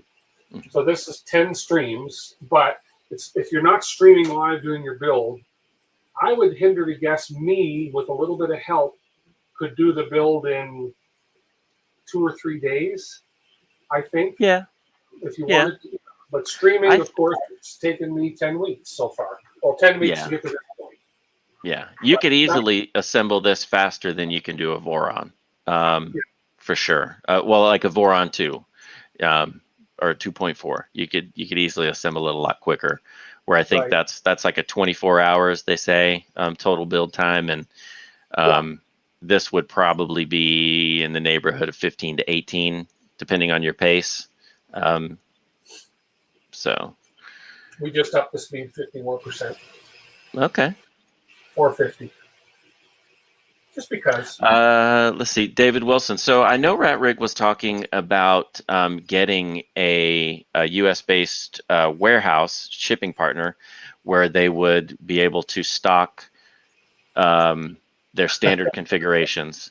So if you wanted a standard configuration, you'd be able to get it from them. I think where that is didn't happen right away is they are getting their parts in delayed. Their shipments get delayed. I think they just had another big delay from their LDO motors that delays everybody else's shipments. So if they can't get past that, much less getting out the orders they've got to build other ones that haven't been ordered to stock them somewhere else, it's just things that are going to take them time. They blew up. Literally, they exploded, and I mean, I don't run that business, and right now I wouldn't want to. But there's worse problems they could have, but they're challenges nonetheless. So, yeah, they're doing everything they can, and like every other business that has logistics, you just get kicked in the teeth every time you turn around lately. So Douglas asked if I have an STL for my first big print. I don't know what I'm going to do for my first big print. It may be an R2D2 dome. I don't know. Hey, there you go. I don't know. Although I Show may Jerry do, how it's done. yeah, I may do my DWIT red sign. I may do a big one of those for my wall. Okay. That says, check your inbox. Pick up the tool you can use for cable changing over. Okay, let me check my inbox. Shipping from Portugal is crazy expensive. That's where this shipped from. Shipping to Canada from RatRig to me was only like 50-something euros. Yeah, I think mine turned out to be at the time. It was like $30 US was the whatever they call it, the table rate at the time. And then of course I paid the tax. I had to pay sales tax when it came into the US, but that was it. Yeah, I was extremely surprised how much the shipping cost. Let's see, Matt. Nothing seems to be showing up. I'm getting just a waiting screen. Maybe it's a big attachment. Yeah, you could do a big lithophane. Yeah. You should do like a giant Master Splinter rat, Kung Fu rat or something. A big lithophane, a 500 millimeter high lithophane. What are the chances that that's not going to Right. That's called a window. It's called a window, yeah. Oh, do I have? Oh, you know what's happening? They charge VAT as part of the shipping. Do they charge VAT, David? I didn't think that they were charging VAT. I think you were getting hit with that when it came into customs. I don't know for sure, honestly. I know it's everywhere. It's a little bit different. So. Oh, there it is, Matt. Okay. Yeah, my stupid lights, when I turn them on, they take over my internet. Let's have a look now. What are those? Okay, those are. So what did you say these were for? Let me see. Go back up here. Cable changing over. Total shipping was over $100. Yeah. Well, the cost of shipping has quadrupled. Plus, this thing is not light. It's not light at all. There's a lot of weight to it. This printer right here. Really, if you want to lift it safely, 2 people. Yeah.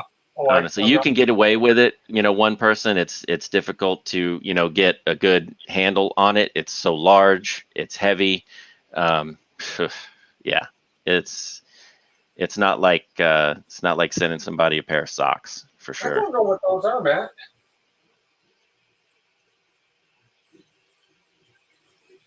I'm not really sure what that is. Are they like?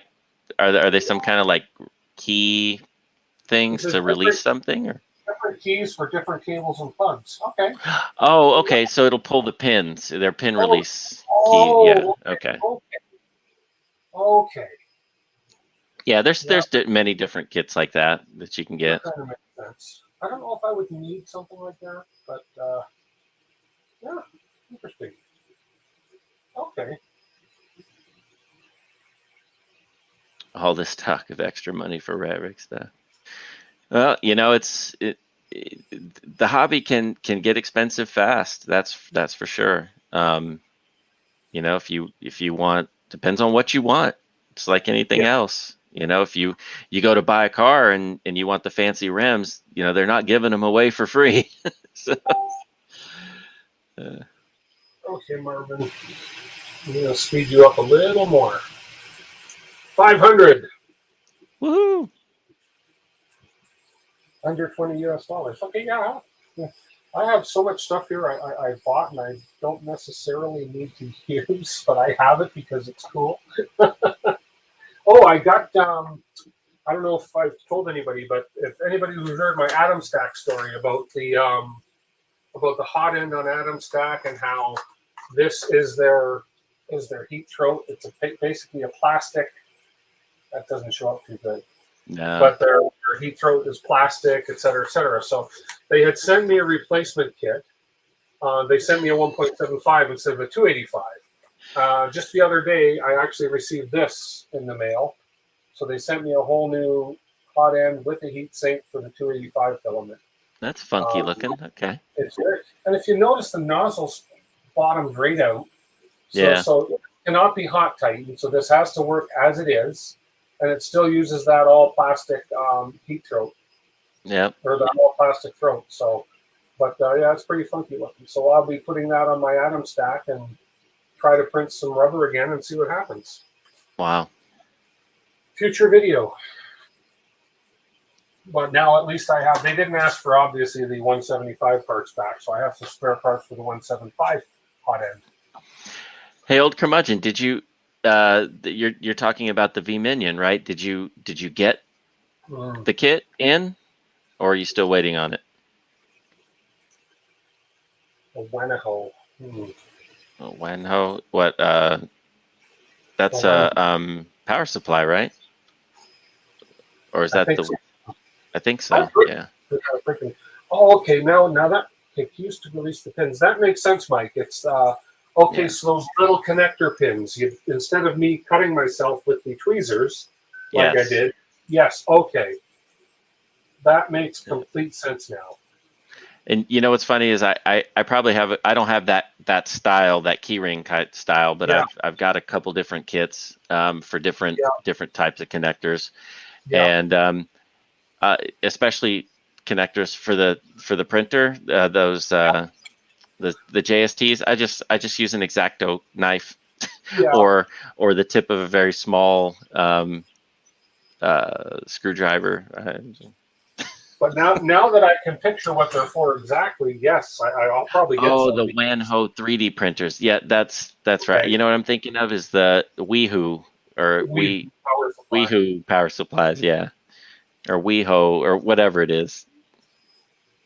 Well, I think that's the one you have, right? The power supply. On this thing? Yeah. This power supply is a oh yeah, it's a WeHo. WEHO. WeHo. Yeah. Okay. Yeah. WeHo. Which they're okay. You know, I haven't been seeing anything bad about them failing or blowing up. But then again, if you send it to John, I'm sure he could smoke it. So yeah. So this is taking. I like the stats on this thing. So we're taking 24 seconds average per layer. Yeah. So this tells you how long each layer is taking to print too. We've been going 37 minutes. I believe it looks like we have 4 minutes left, according to the slicer. Right. Yeah. Then this one's counting down from 24 minutes, and this one's counting down from 16 minutes. So they're doing their best to. But judging from the progress looking at the print, I would say we're probably looking at around 10 minutes more. At an average 24 seconds a layer, yeah. Wanahoot, they still do. There's a local company here that I believe sells that brand of printer. Yeah.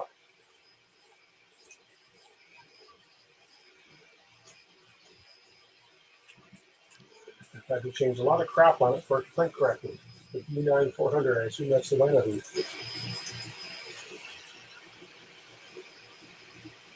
Oh, yeah, I gotcha. This is in motors and extra expenses. Oh, okay. Yeah. So here's some here's some 2020 extrusion. Have fun. yeah, really. Right. Congratulations.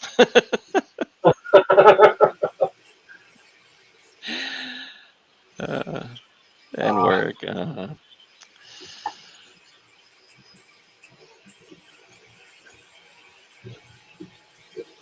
Yeah, I thought they would have released it by now. I thought that Sonnet wanted it out by I think by the end of September. I thought, but I think what they're doing is building up stock and then letting the orders come in and start to push a bunch out that they've already got packaged up. But yeah, it's getting parts in is just rough, and it's only going to get worse for a while.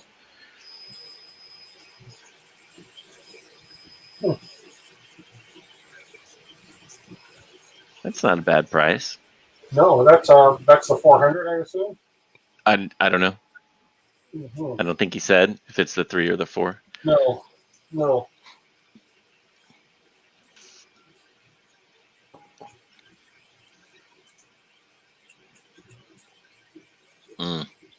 Yes, I have been told that I can give away a focus on my 1,000 stream giveaway. We are currently sitting at 897 subscribers, so it's coming. It's coming. I think Matt's won like 3 focus printers already, right? Yeah. I think so.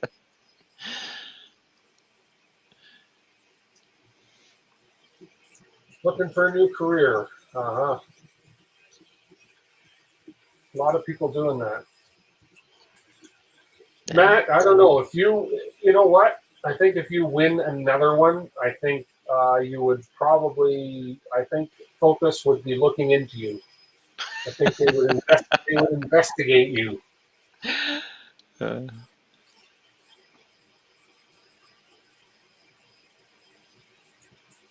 Yep.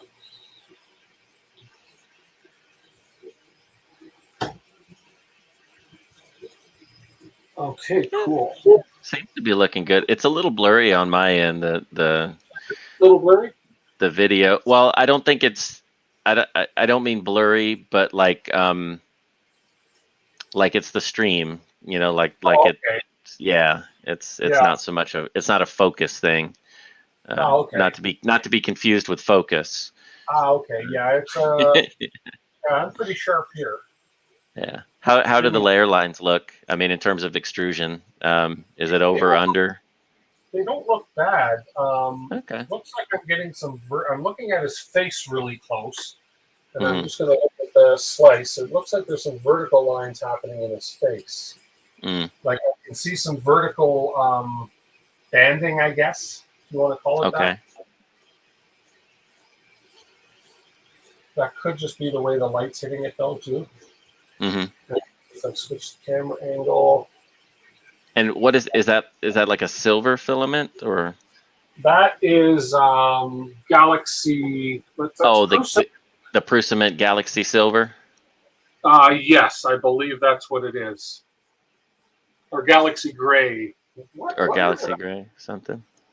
What is that I'm running? It is Galaxy Silver, PLA. Galaxy Silver, right? Yeah. So it's got some sparkles in it. Sparkles. There we are. Matt is banned from winning more focus systems, right? No doubt. He's gonna make Anycubic jealous. Let me pop. Or no, not Anycubic. What are all the printers Matt has? The oh my gosh.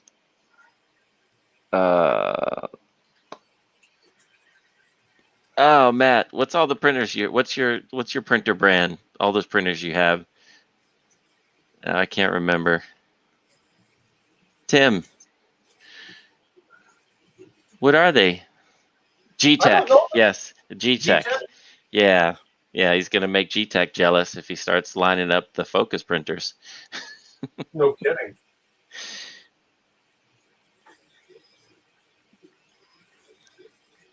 G-Tech. Where do I get Prusament from? I purchased Prusament directly from Prusa. There's shipping. It's expensive if you buy 1 or 2 rolls. I tend to try and get 6 at least.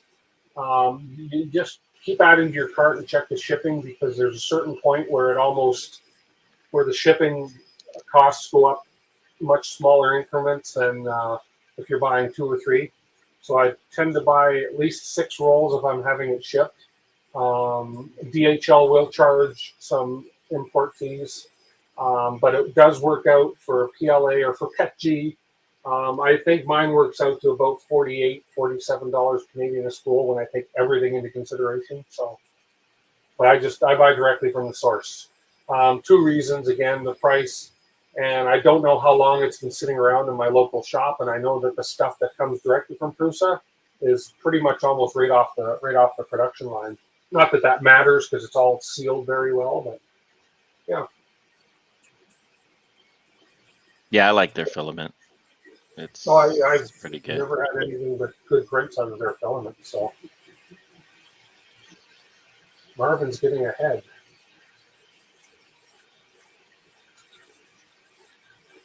Marvin is ahead. Marvin is ahead. Yep. Let me close this window here. Come on, let's close you out of there. There we go. Yeah.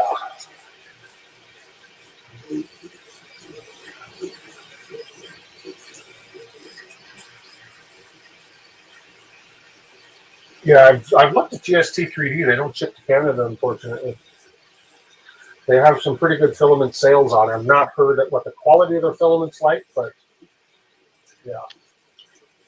And Jesse PLA, I finally have some Jesse PLA coming to me. I've ordered some.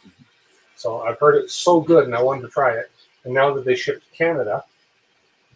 It's expensive to ship to Canada though with them. It's the funny thing is, let me see what it costs me to ship. Or you need a minimum of $300 or something like that to get for free shipping. For free shipping. Okay. But let's see, where's my order? Printed solid. So but then again, that may just be what it costs. I bought 6 rolls, plus I bought another DWIT connector kit because I wanted some more of those tiny little pins. Right? It was $9 for the little kit, so I get another 100 pins because I want to shorten all my stepper motor cables now. Okay. But anyways, I ordered 6 rolls of filament and it's $43 shipping to Canada. So that's not bad. It was my total order was $169 US. So for Canadian folks, so 169, you can 1.35 is a good exchange rate times 1.35. So we're looking at about 228 Canadian. If I divide that by 6, with those pins in there, which is only $9, about $37 a roll for PLA, Jesse PLA. It's not bad. So don't mind that at all. And that's about what I can get. And the Prusament PLA is a little more than that. But yeah, I stopped buying cheap PLA because I've got so much sitting here that I'm just not going to use. Yeah. Unless I maybe try a Kieran's 2-minute and 30-second benchy, I'll use cheap PLA. I won't use anything good. Well, once you get up to that speed, you need different filament anyway.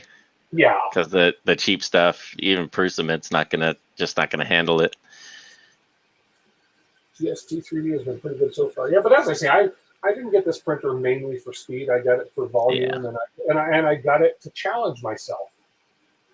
This was a way out of my comfort zone build for me. So, but I've learned so much along the way. I recommend if you can afford it and you're gonna stick with the 3D printing, build a kit one day. It's very rewarding. Yeah.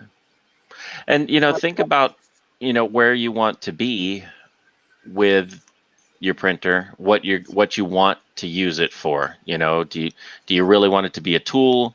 Do you really want it to be just a pull it out of the closet twice a year thing?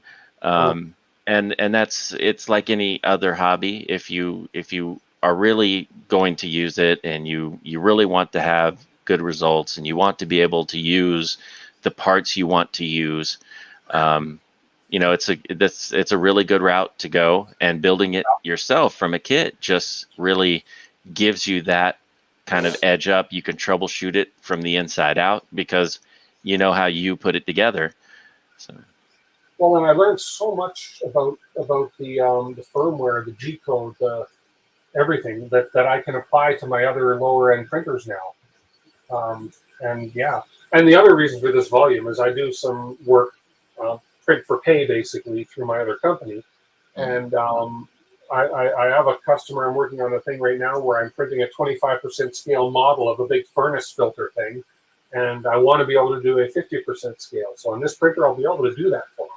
So Matt, no, because you'll just win it. There's no way, no giveaway tonight, unfortunately. But there will be some coming. I'm saving it all for my 100,000 subscriber giveaway.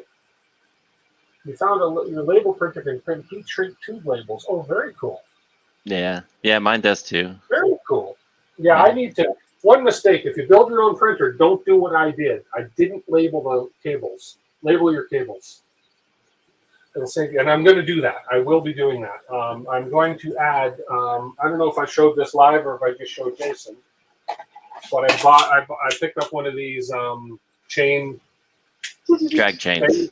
Drag chains. I'm going to be putting that on my printer, and when I do that, I'm going to trace all my cables and label them. So, because I have, and I could have done this because it's sitting in my drawer here. I've had this for a number of years. I have one of these.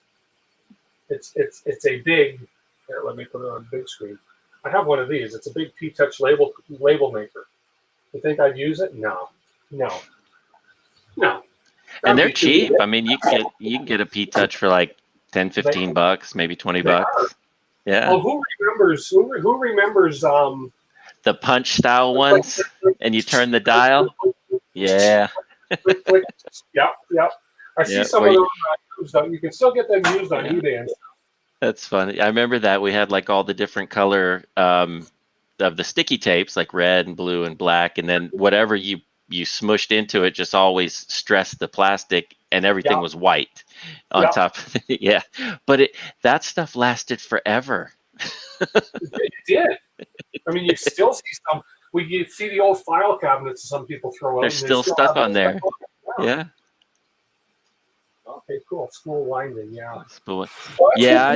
I picked up some GST 3D stuff, and I mean it at the end of the day it was okay. You know, the spools aren't fantastic, the windings are not fantastic. I didn't have any what do you call them, knots or whatever in it, right. So which was good, but I mean they were literally wound like all to one side, so when you looked at it straight on, the filament went up at an angle, like it was real high up on one side and real low. It was wound really bad. I even had like a few rolls where the filament was square instead of round. They replaced them, but it was just not worth it, not worth the hassle to me. But it's okay. It printed well. I should say it printed well enough. Yeah. It's been more than 4 minutes. Yeah, it has been. Well, we're on the top of his head now. It's just going to finish the top of his head and the keychain. Here, let me crank it up another 50 here. 550. Not that it's going to go too fast on the top layers, but look at that. It's just going to do the keychain hole now. Let me have a look and see. Oh, looks not bad. That's not bad at all. A little bit of drooping in the eyes, a couple pieces, but that's okay. That's an overhang. And we'll see how his crotch looks. We'll check out Marvin's crotch. Yeah, we'll give away right now. If you crack the code for one roll of filament,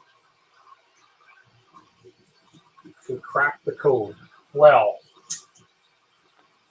let's see. I don't know. I have no idea. I've lost. Yeah, I waved the white flag.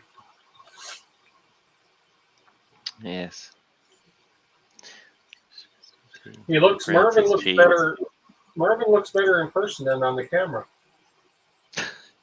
Yeah, David, I prefer coax. I even prefer them over Atomic. Atomic has some nice colors. They don't always have maybe the color that I'm looking for if I'm looking for a specific color, but I don't always like their filament, the way it prints sometimes too. That it's not that it's bad, it's just a feel to it on some of their colors. But I really like coax, and that's really where I've been getting my filament from lately. So I mean, I've got so much of random brands that I'm just been trying to burn through, especially for the Toys for Tots stuff. I burned through quite a few rolls of stuff, partial spools that I just hadn't used, but coax is good stuff. I really like ERYONE silk filaments.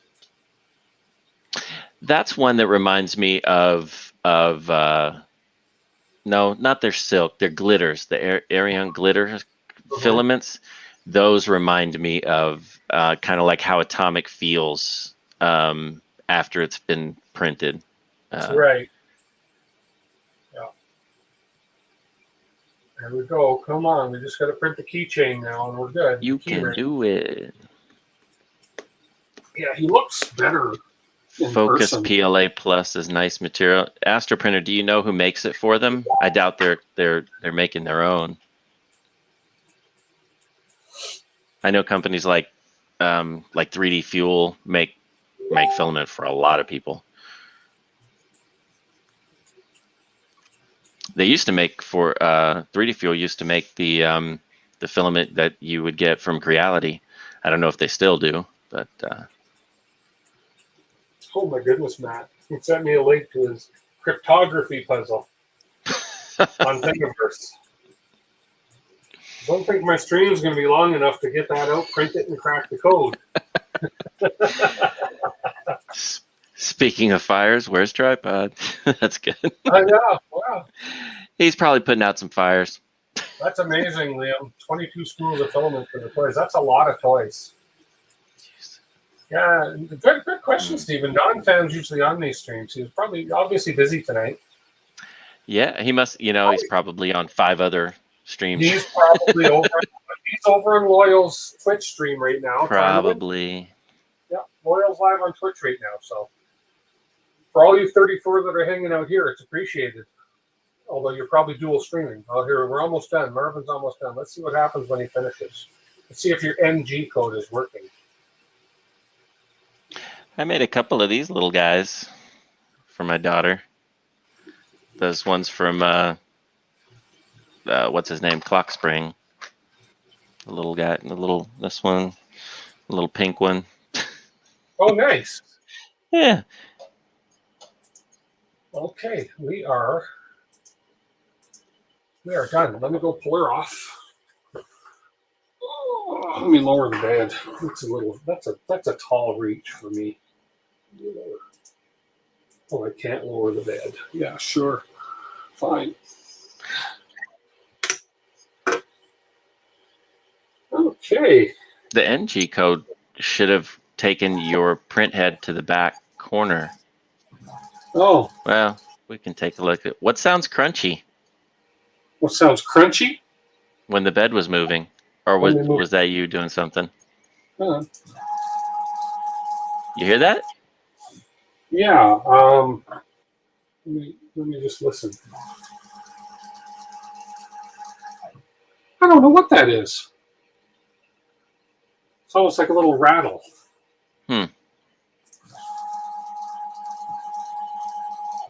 Seems fine though. It's very, very subtle.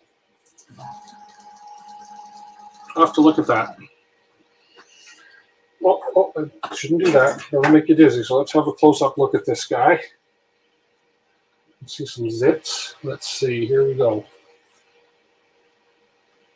Okay, first of all, the bottom. So yeah, I could have got a little closer even. Mm-hmm. But better than the first time, and it didn't fall off. So. And the crotch, that's the overhang, which is typical on him, but that's some cooling adjustment maybe. And then we have the layer lines are not bad. No, and that's at a 0.3 layer height, so down in the crotch you'll get a little bit more of sagging than you would. Little vertical banding. Yeah, I see that. Yeah. And then we have his face turned out pretty good. The overhangs on his eyes are not bad, like up in here. And then on the top, again, 0.3 layer height. Yeah. And a few zits right there. That's from the probably the retractions, because there were some retractions up there. But overall, not bad. Yeah, you can. I mean, a lot of that. I would say at least half of that is just the layer height, effect. Yeah. Yeah, not bad at all. It helps that I have a cooling fan that's working. So, and that key part, that's actually quite strong. I usually break them off easily. Not bad at all. I can Nice. play with running a job at a smaller layer height, but yeah, I'm not too. That's not so shabby. Yeah. And at the speed you were printing, I mean, it wasn't Crank that obviously way the up. size of it does limit you, but much faster than Look at the focus normal. on this camera. It's cool. Like, and then ta-da! Cool. Single layer fan or twin fans? It's a single layer fan, David, but it's got twin ducts. Yeah, it's a single 50-15. Yeah. Yeah, and that's one thing that I've noticed on mine is I do get cooling limited, and at some point I'm going to have to either print out a different fan solution, either with a larger single fan or the dual 50-15s. Right. So, because I mean, if you do something like a 70-30 fan, that's just loud. Yeah, and that's the that's the fan ducts right there. So it's got dual on both sides, so it's covering cooling on either side. So we're not having an issue there.